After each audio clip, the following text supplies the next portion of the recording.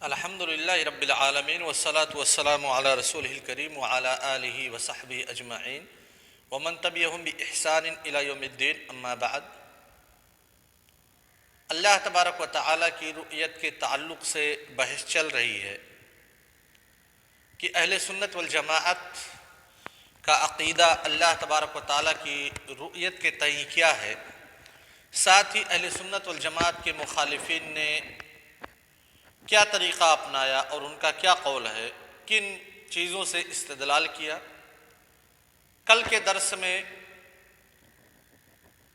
مخالفین اہل سنت والجماعت کے عقیدے کا اجمالاً بیان کیا گیا تھا اور ساتھ ہی ساتھ محل نزاع کی تحریر کی گئی تھی۔ آج کے درس میں انشاءاللہ اہل السنہ والجماعہ کے موقف کی تائید میں جو نصوص وارد ہوئے ہیں ان نصوص کا مختصراً دراسہ ہوگا اور پھر ان شبہات کی طرف چلیں گے جن شبہات کا ذکر اہل السنہ والجماعہ کے مخالفین نے کیا ہے۔ سب سے پہلے اہل السنہ والجماعہ کے ان ادلہ کا تذکرہ جن ادلہ سے ثابت ہوتا ہے کہ اللہ تبارک و تعالیٰ کی رؤیت ہر ایک مومن کو جنت کے اندر نصیب ہوگی، اور مؤمنین اللہ تبارک و تعالیٰ کو قیامت کے جو مواقف ہیں ان مواقف میں بھی دیکھیں گے، اور رہی بات کفار کی تو مسئلہ مختلف فی۔ اللہ تبارک و تعالیٰ کا قول ہے سورہ قیامہ آیت نمبر 22 اور 23 میں، اللہ تبارک و تعالیٰ ارشاد فرماتے ہیں وجوہ یومئذ ناظرہ، یعنی اس دن کچھ چہرے ایسے ہوں گے جن کے چہرے تر و تازہ ہوں گے، خوشی کی وجہ سے ان کے چہروں پر تازگی ہوگی، خوشی کے سبب۔ اور وہ خوشی کیوں ہوگی، کیوں ان کے چہرے تر و تازہ ہوں گے، کیوں تازگی ہوگی، اس کی وجہ اللہ تبارک و تعالیٰ آگے بیان کر رہے ہیں اِلیٰ رَبِّہَا نَاظِرَةٌ، اپنے رب کو وہ لوگ دیکھ رہے ہوں گے۔ اس آیت میں مکمل دلیل ہے، صریح دلیل ہے یہ آیت کہ مومنین اپنے رب کو دیکھ رہے ہوں گے، کیونکہ جب کلمہ نظر نون ضا را جب یہ متعدی ہو الا کے ساتھ تو اس کا معنی دیکھنا آتا ہے، جب دوسرے الفاظ کے ساتھ دوسرے حروف کے ساتھ متعدی ہوتا ہے تو اس کا معنی مختلف ہو جاتا ہے، دیکھنے کے معنی میں نہیں ہوتا۔ لیکن جب الا کے ساتھ متعدی ہوتا ہے نظرہ تو اس کا معنی آنکھوں سے مشاہدہ کرنا، آنکھوں سے دیکھنا۔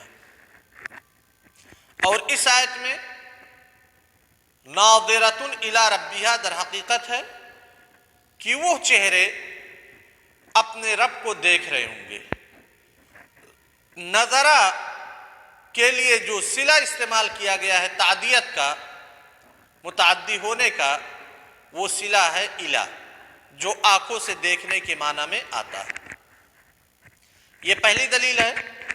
دوسری دلیل سورہ مطففین آیت نمبر 23 اور 24 علی الارائک ینظرون تعرف فی وجوہہم نظرۃ النعیم،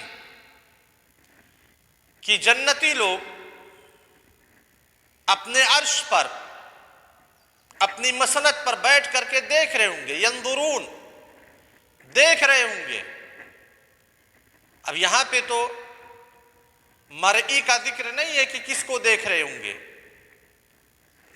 تعرف فی وجوہہم نظرۃ النعیم، جب وہ منظر دیکھ رہے ہوں گے تو ان کے چہروں پہ تازگی کے آثار ظاہر ہوں گے، ان کے چہرے حشاش و بشاش ہوں گے۔ جیسا کہ ابھی بتلایا میں نے، ینظرون مرئی کا ذکر نہیں ہے کہ کس کی طرف دیکھ رہے ہوں گے، منظور کون ہوگا اس کا ذکر نہیں ہے۔ اسی لیے مفسرین کرام نے بہت سارے اقوال ذکر کیے، کہا کہ آپس میں جنتیوں کو دیکھ رہے ہوں گے، ایک قول یہ کہ اہل جہنم کو دیکھ رہے ہوں گے، ایک قول یہ کہ جنت کی نہریں دیکھ رہے ہوں گے، ایک قول یہ کہ جنت کی نعمتیں دیکھ رہے ہوں گے۔ انہی میں سے ایک قول ہے کہ وہ لوگ اللہ تبارک و تعالیٰ کو دیکھ رہے ہوں گے۔ اور ابن قیم رحمہ اللہ نے تمام اقوال کو مسترد اور باطل قرار دیا، صرف اسی قول کو راجح قرار دیا کہ وہ لوگ اپنے رب کو دیکھ رہے ہوں گے، اور کہا کہ جتنے اقوال بتلائے گئے ہیں وہ یا تو دانستہ طور پہ یا غیر دانستہ طور پہ اہل سنت والجماعت کے مخالفین کے مذہب سے لی ہوئی بات ہے، تاکہ اللہ تبارک و تعالیٰ کی رؤیت ثابت نہ ہو۔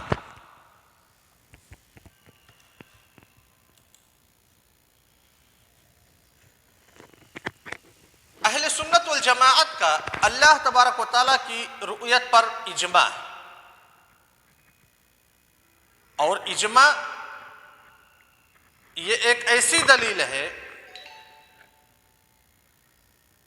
جو دلیل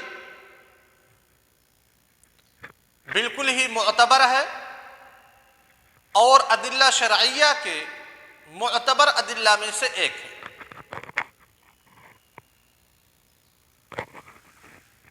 اس اجماع کا استناد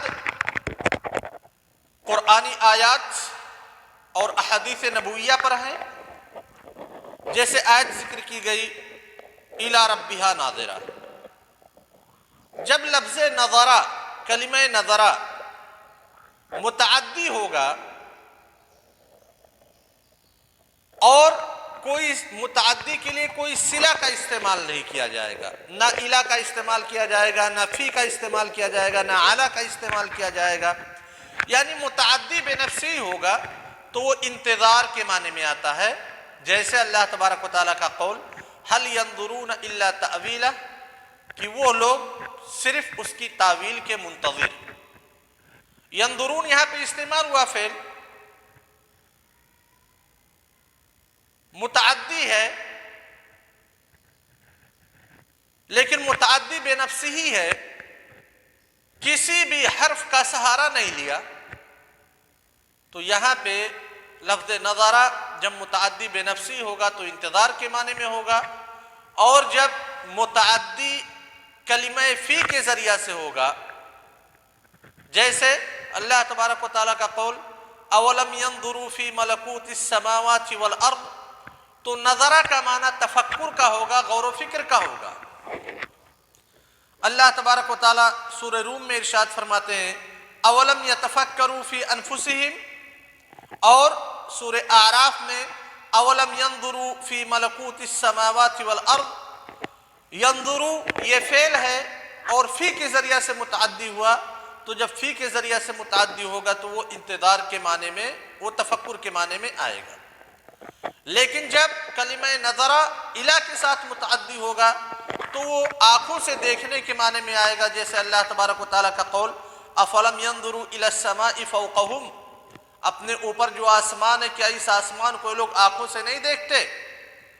اللہ تبارک و تعالیٰ کا قول سورہ غاشیہ میں افلا ينظرون الی الابل کیف خلقت، کیا آنکھوں سے یہ لوگ اونٹ کو نہیں دیکھ رہے ہیں، اونٹ کی پیدائش کو نہیں دیکھ رہے؟ ایسے ہی اللہ تبارک و تعالیٰ کا قول للذین احسنوا الحسنى وزیادہ، نبی کریم صلی اللہ علیہ وسلم نے اس آیت کی تفسیر میں بتلایا کہ زیادہ سے مراد یہاں اللہ تبارک و تعالیٰ کی رؤیت ہے۔ تو یہ سارے ادلہ ہیں جن پہ اس اجماع کا استناد ہے۔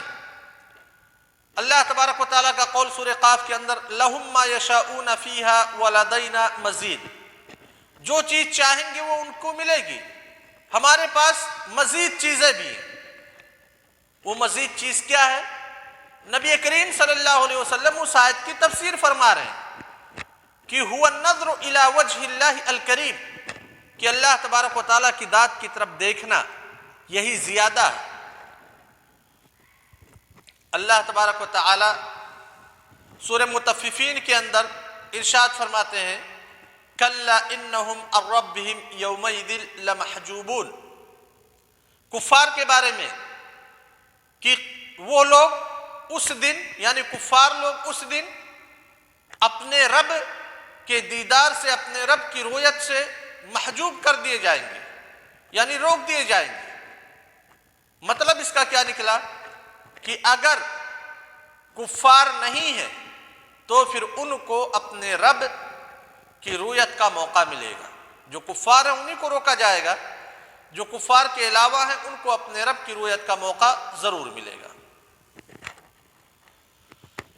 یہ بہت سارے ادلہ ہیں قرآن کریم میں، آیات وارد ہیں جن آیات پر اس اجماع کا استناد ہے جس اجماع کو اہل سنت والجماعت نے نقل کیا ہے کہ اہل سنت والجماعت کا اجماع ہے اللہ تبارک و تعالیٰ کی رؤیت پر۔ اگر احادیث میں ہم آئے، نصوص نبویہ میں آئے، تو احادیث نبویہ تواتر کے درجے تک پہنچ جاتی ہیں جو اس بات پر دلالت کرتی ہیں کہ مومنین اپنے رب کو دیکھیں گے اور رؤیت یہ برحق ہے۔ اللہ کے رسول صلی اللہ علیہ وسلم سے لوگوں نے سوال کیا کیا ہم اپنے رب کو دیکھیں گے؟ اللہ کے رسول صلی اللہ علیہ وسلم نے کہا کیا تم 14ویں رات میں چاند کو دیکھنے میں کوئی دقت محسوس کرتے ہو؟ جس طرح سے 14ویں رات میں تم چاند دیکھتے ہو تو کوئی تمہیں پریشانی نہیں ہوتی ہے، اسی طریقے سے تم اپنے رب کو دیکھو گے، کوئی پریشانی نہیں ہوگی۔ انکم سترون ربکم کما ترون ھذا القمر، اللہ کے رسول صلی اللہ علیہ وسلم نے ارشاد فرمایا تم لوگ اپنے رب کو ایسے ہی دیکھو گے جیسے یہ چاند دیکھتے ہو۔ یہاں پہ مرئی کی تشبیہ نہیں بیان کی جا رہی ہے کہ اللہ تبارک و تعالیٰ چاند کی طرح سے ہوگا، بلکہ رؤیت کی تشبیہ دی جا رہی ہے کہ جیسے چاند کے دیکھنے میں تمہیں کوئی دشواری نہیں پیش آ رہی ہے، ویسے اللہ تعالیٰ کی رؤیت اور اللہ تعالیٰ کے دیکھنے میں تمہیں کوئی دشواری نہیں پیش آئے گی۔ یہ ادلہ ہیں اہل سنت والجماعت کے جو کہ اللہ تبارک و تعالیٰ کی رؤیت پر دلیل، اور یہ ادلہ کافی ہیں۔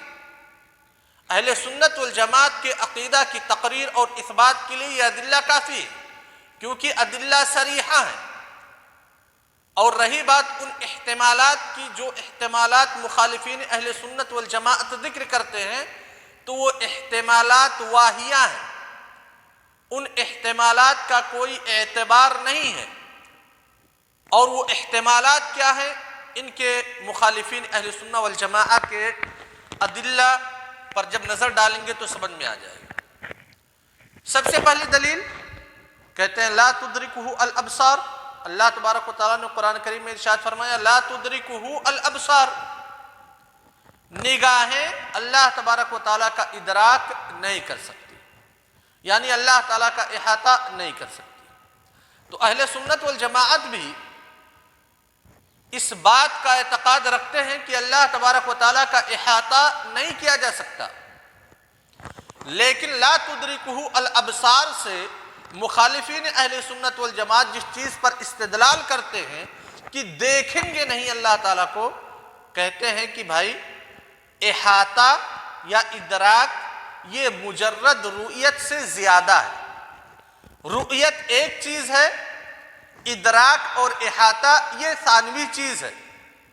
تو حقیقت ہے کہ نگاہیں اللہ تبارک و تعالیٰ کا احاطہ نہیں کر سکتی، نگاہیں اللہ تبارک و تعالیٰ کا ادراک نہیں کر سکتی، لیکن نگاہیں اللہ تبارک و تعالیٰ کو دیکھ سکتی ہیں اور دیکھیں گی۔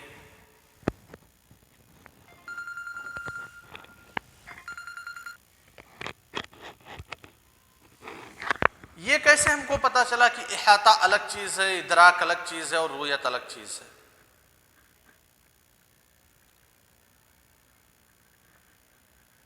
در حقیقت اس کی مثالیں اس دنیا میں موجود ہیں۔ ہم چاند کو دیکھتے ہیں، بالکل دیکھتے ہیں، سورج کو دیکھتے ہیں جب سورج نکلتا ہے یا سورج کی روشنی میں تمازت کم ہوتی ہے، حرارت کم ہوتی ہے، ہم سورج کو دیکھتے ہیں۔ لیکن کیا چاند کا ہم ادراک کر سکتے ہیں؟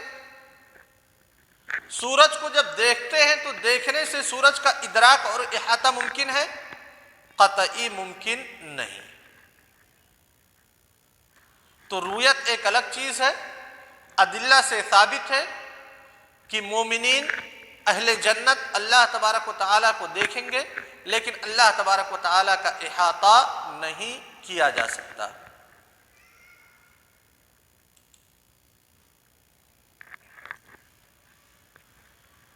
لہذا جو قرآن کی آیت مخالفین اہل سنت والجماعت نے دی، وہ آیت اس آیت سے استدلال درست نہیں ہے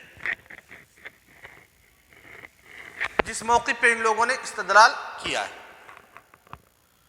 رہی بات ان احادیث کی جو ہم نے ذکر کیا اہل سنت والجماعت کے ادلہ میں سے، کہ لوگوں نے سوال کیا اللہ کے رسول صلی اللہ علیہ وسلم سے، کیا ہم اپنے رب کو دیکھیں گے؟ تو اللہ کے رسول صلی اللہ علیہ وسلم نے کہا کہ کیا تم سورج کو چاند کو دیکھنے میں 14ویں رات کے اندر کوئی پریشانی محسوس کرتے ہو؟ لوگوں نے کہا نہیں۔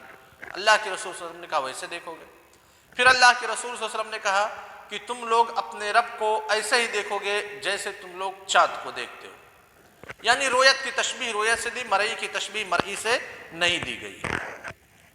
ان احادیث میں تو واضح ہے کہ مومنین اپنے رب کو دیکھیں گے، اس کے باوجود مخالفین اہل سنت والجماعت نے ان احادیث پہ عمل کیوں نہیں کیا؟ کیوں ان احادیث سے استدلال نہیں کیا؟ کیونکہ ان کے ہاں ایک قاعدہ ہے، ان جیسی احادیث کو رد کرنے کے لیے وہ قاعدہ ہے کہ اخبار آحاد یہ ظن کا فائدہ دیتے ہیں، اور کسی بھی ظن پر یقین کی بنا نہیں کی جا سکتی۔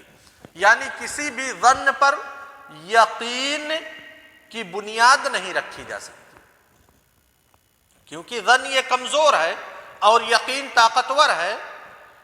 تو کسی کمزور پر ایک طاقتور کی بنیاد، یہ بالکل اپوزٹ ہے، الٹا ہے۔ ایک طاقتور پہ ایک کمزور کی بنیاد رکھی جا سکتی ہے، لیکن ایک کمزور پہ ایک طاقتور کی بنیاد نہیں رکھی جا سکتی۔ کہا یہ سب اخبار آحاد ہے، اور اخبار آحاد عقائد کے باب میں حجت نہیں۔ یہ مسئلہ ہے، اصول فقہ کا ایک مسئلہ ہے، اہم مسئلہ۔ در حقیقت اگر ہم اخبار آحاد کی حجیت پر گفتگو کریں، جو نصوص اور جو وقائع اخبار آحاد کی حجیت پر دلیل ہیں، وہ نصوص اور وہ وقائع اخبار آحاد میں تفریق کے بالکل قائل نہیں۔ یا تو ہم خبر واحد کو حجت مانیں یا نہ مانیں، دو راستہ ہمارے پاس۔ اگر خبر واحد کو حجت نہیں مانتے ہیں تو چلو کوئی بات نہیں، آپ نہیں مانتے ہو نہ مانو، ہم قرآن سے یا پھر اخبار متواترہ سے ادلہ دیں گے۔ لیکن آپ خبر واحد کو ایک طرف حجت بھی مانتے ہو، اس کے بعد کہتے ہو کہ عقائد کے باب میں حجت نہیں ہے، عموم بلوہ کے باب میں حجت نہیں ہے، مقدرات کے باب میں حجت نہیں ہے، حدود کے باب میں حجت نہیں ہے، کفارات کے باب میں حجت نہیں ہے۔ یعنی صرف خبر واحد کا دائرہ تنگ کر دیا گیا اعمال، فضائل، اخلاق، بیوع و معاملات اور ساتھ ہی ساتھ عبادات۔ اس کے علاوہ جتنی چیزیں خبر واحد حجت نہیں ہے۔ بھائی جس دلیل سے آپ استدلال کرتے ہو کہ خبر واحد حجت ہے، کیا اس دلیل نے تفریق کی ہے کہ یہ عقیدہ کا مسئلہ ہے، اس وجہ سے عقیدہ چونکہ یقین پر مبنی ہوتا ہے اس وجہ سے خبر واحد عقیدہ کے باب میں حجت نہیں ہے؟ ایسی کوئی بات نہیں۔ یہ در حقیقت جو مخالفین اہل سنت والجماعت